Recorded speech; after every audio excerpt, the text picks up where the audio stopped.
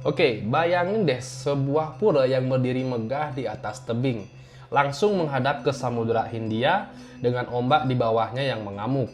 Angin laut berhembus, matahari tenggelam perlahan di ujung cakrawala. Itulah Pura Uluwatu. Tapi bukan cuma tempat cantik buat foto sunset, Uluwatu juga mempunyai sejarah dan makna dalam banget.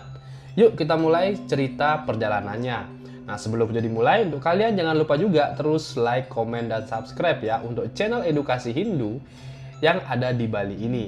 Apa aja sih yang ada di Bali? Tentunya kita akan bahas semua di sini. Pura Luhur Uluwatu terletak di Desa Pecatu, Kecamatan Kuta Selatan, Kabupaten Badung. Kalau dari daerah Bandara Ngurah Rai itu perjalanannya kurang lebih di kisaran 45 menit ke arah selatan. Jadi agak sedikit ujung teman-teman ya. Nah, pura ini berdiri kokoh di atas tebing karang setinggi 70 meter. Sensasinya sangat luar biasa. Apalagi kalau kamu berdiri di pinggir tebing ya sambil lihat laut biru terbentang tanpa batas. Nah, boleh kalian berdiri di sana teman-teman ya, asalkan jangan sampai lompat karena itu tinggi banget. Biar kalian nggak salah sangka ya berada di sana.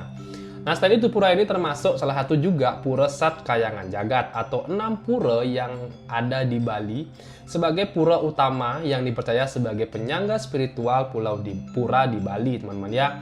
Jadi kurang lebih 6 pura ini yang menjaga setiap sudut pulau Bali. Ini sangat penting, teman-teman ya. Nah, di sini juga konon pura ini dibangun pada abad ke-11 oleh tokoh suci yang bernama Empu Kuturan. Nah, dan kemudian disempurnakan oleh Dangyang Nirata. Nah, Dangyang Nirata ini juga awalnya mendirikan pura yang ada di Tanah Lot juga, teman-teman ya, yang kemarin sebelumnya kita sudah pernah jelaskan, yaitu pendeta sakti dari Jawa. Nah, di akhir perjalanannya Dangyang Nirata ini dipercaya moksa atau menyatu dengan alam semesta dari tempat ini. Nah, itulah kenapa namanya Pura Uluwatu yang dianggap sangat sakral. Nah, selain itu, pura ini juga mempunyai arsitektur khas Bali ya, dengan candi bentar, ukiran batu, dan meru atau bangunan bertingkat untuk pemujaan. Nah, selain itu juga, di sini yang paling bikin terpukau tentunya adalah letaknya ya, yang berdiri di ujung tebing karang dengan ombak yang besar terus menerjang di bawahnya. Pemandangan ini bikin kita sadar ya betapa kuat dan kecilnya manusia di hadapan alam. Nah, jadi kalau kalian pernah datang ke pura ini, saya sih udah pernah ya, mungkin udah lama banget saya ke sana. Pura ini seolah-olah menggantung ya di atas tebing. Jadi view dan ibaratnya kalau kita lihat dari jauh tuh puranya sangat kecil banget ya, berada di sangat ujung tebing banget. Nah, saya rasa ini juga sangat ekstrim teman-teman ya, dan menurut saya sih ini merupakan keajaiban yang jarang ada ya. Kalau kalian pernah mau lihat ke sana, kalian boleh cek ya seperti apa bentuk puranya dan seperti apa posisi puranya di atas tebing itu. Jadi biar kalian penasaran. Nah, selain itu pura ini juga menjadi salah satu hal yang terkenal di Uluwatu. Nah ya, karena banyak banget ada penjaganya, yaitu monyet-monyet yang ya kalau saya bilang lumayan nakal ya. Tapi jangan salah, menurut kepercayaan mereka bukan cuma pengganggu, tapi juga sebagai penjaga pura. Ini juga berpengaruh teman-teman ya. Kalau di Tanah Lot kemarin yang kita udah ceritain, itu ada ular penjaga suci. Kalau di Uluwatu ini ada mungkin para monyet yang menjaga kesucian dari pura ini. Nah, di sini masyarakat lokal juga percaya bahwa keberadaan monyet di sini itu membantu menjaga kesucian pura dari energi negatif.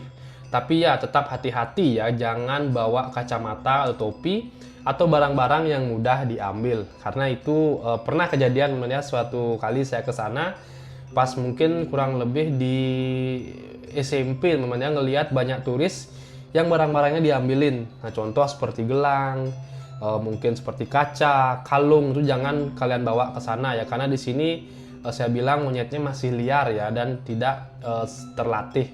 Jadi hati-hati kalau kalian yang ingin bawa barang-barang bawaan ke sana. Nah, selain itu, kalau kalian sore-sore ke sini, Pura Uluwatu itu juga jadi panggung alami buat salah satu tarian paling ikonik di Bali. Nah, tidak lain dan tidak bukan adalah tari kecak ya. Nah, tarian ini mengangkat kisah Ramayana dengan latar belakang matahari terbenam dan suara kecaknya. Dari puluhan penari pria, rasanya juga magis banget, menambah kesan magis ya dari tarian ini. Apalagi ditarikannya kalau di Bali itu istilahnya sandikala ya, dari sore menjelang malam. Nah, setelah itu tari kecak juga di Uluwatu ini nggak cuman pertunjukan seni, tapi juga pengalaman spiritual dan budaya yang sangat kuat. Nah, lanjut di sini Pura Uluwatu berasal dari kata. Nah, ini ada dua kata yang menyambung dan saya jelaskan nih artinya apa teman-teman ya. Berasal dari kata ulu yang berarti ujung dan watu yang berarti batu. Jadi secara harfiah artinya itu adalah pura yang berada di ujung batu teman-teman ya. Nah, itu pengertian secara harfiahnya. Tapi maknanya lebih dari itu. Pura Uluwatu melambangkan ujung perjalanan spiritual. Di sini kita belajar tentang sejarah, tentang pasrah juga, tentang menyatu dengan alam dan kekuatan yang lebih besar. Jadi banyak banget filosofi-filosofi dari pura-pura yang ada di Bali ini. Nah, selain itu, Pura Luhur Uluwatu bukan cuma tempat ibadah, tapi juga tempat suci yang mengajarkan kita tentang keteguhan, kesederhanaan, dan rasa syukur. Nah, kalau kamu berkesempatan datang ke sini, luangkan waktu sejenak untuk duduk, diam, dan rasakan energi yang sangat luar biasa yang ada di pura ini. Dan tentunya, ini merupakan akhir video yang bisa saya ceritakan teman ya, karena video-video di sini sangat singkat ya. Nah, itu aja sih saya rasa sih untuk penjelasan kita kali ini mengenai sejarah singkat dari Pura Uluwatu ya, yang sangat menarik dan ikonik dan penuh filosofi.